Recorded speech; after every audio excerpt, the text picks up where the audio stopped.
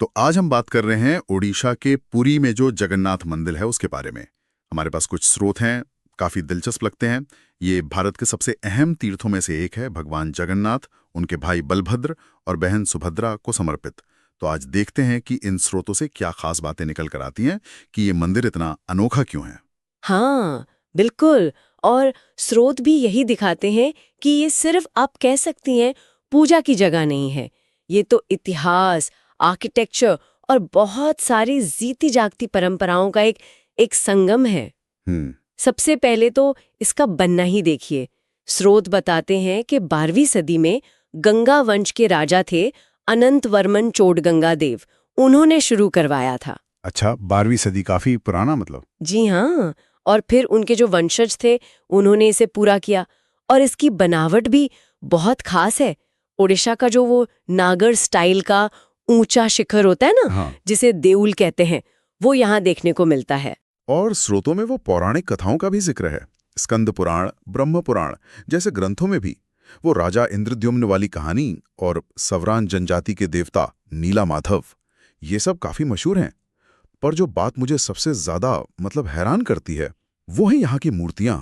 स्रोत कहते हैं कि ये पत्थर या धातु की नहीं। हाँ, ये एक बहुत ही अहम और अनोखा पहलू है। जैसा आपने कहा, स्रोत बताते हैं कि यहाँ मूर्तियां पत्थर या धातु की नहीं, बल्कि नीम की एक खास पवित्र लकड़ी होती है, दारू कहते हैं उसे, उससे बनती है। लकड़ी की? सच में? जी हाँ, लकड़ी की। इसीलिए इन्हें दारू ब्रह्म कहते हैं। मतलब लकड़ी में ही ईश्वर का वास। और ये हमेशा के लिए नहीं होते। अच्छा। हाँ, हर 12 साल या कभी-कभी 19 साल में एक रस्म होती है, जिसे नव कालेवर कहते हैं। ये बहुत ही गुप्त और विस्तृत रस्म है। इसमें पुरानी मूर्तियों को हटाकर नई लकड़ी से बिल्कुल वैसी ही नई मूर्तियां बनाई जाती हैं। वाह, लकड़ी की मूर्तियां और वो भी बदलती रहती हैं, ये तो मैंने पहली बार सुना। और स्रोतों में मंदिर से जुड़े कुछ रहस्यों का भी जिक्र है ना?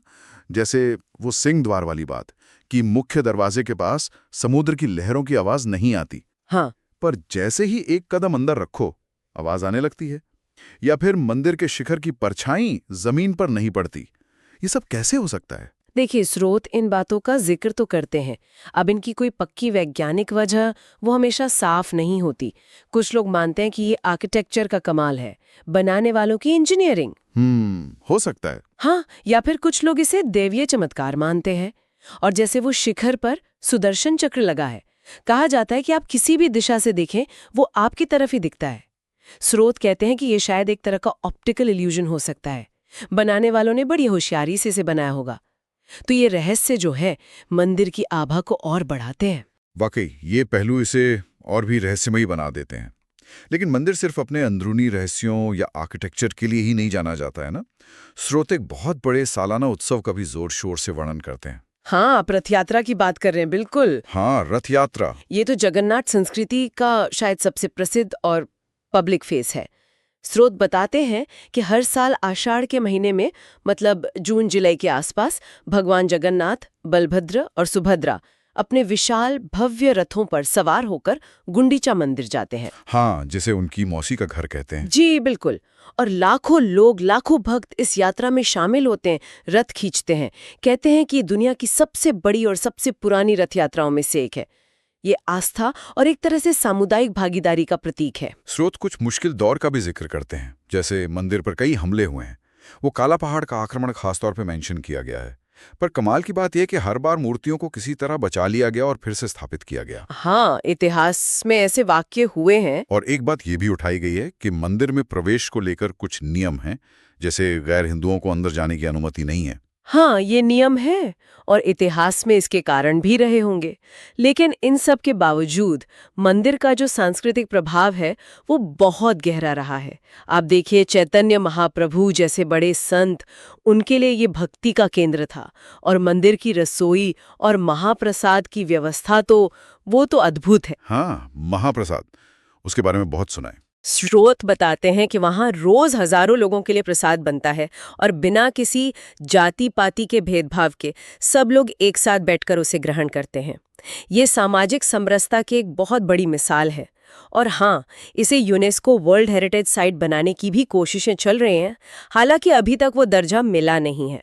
तो अगर हम संक्षेप में देखें तो इन स्रोतों से जगन्नाथ मंदिर की एक बहुत ही बहुआयामी तस्वीर उभरती है। इसका प्राचीन इतिहास है, पौराणिक कथाएं हैं, वो लकड़ी की अनोखी मूर्तियां और नव कालेवर की परंपरा है, आर्किटेक्चर के कुछ रहस्य हैं, भव्य रथ यात्रा है और साथ ही इसका एक गहरा सामाजिक और सांस्कृतिक महत्व भी है। निश्चित रूप से ये स्थान आस्था, इतिहास, कला और रहस्य का एक अनूठा संगम है। और स्रोत हमें ये सोचने पर भी मजबूर करते हैं कि कैसे सदियों पुरानी ये परंपराएं और मान्यताएं आज भी इतने बड़े पैमाने पर जीवित हैं और लाखों लोगों को भावनात्मक रूप से जोड़ती हैं। शायद यही निरंतरता और ये जो सामूहिकता है, यही इसके स्थायी आकर्षण का केंद्र है। इस पर आगे और भी सोचा जा सकता है कि आज के ज़माने में इसका क्या महत्व है।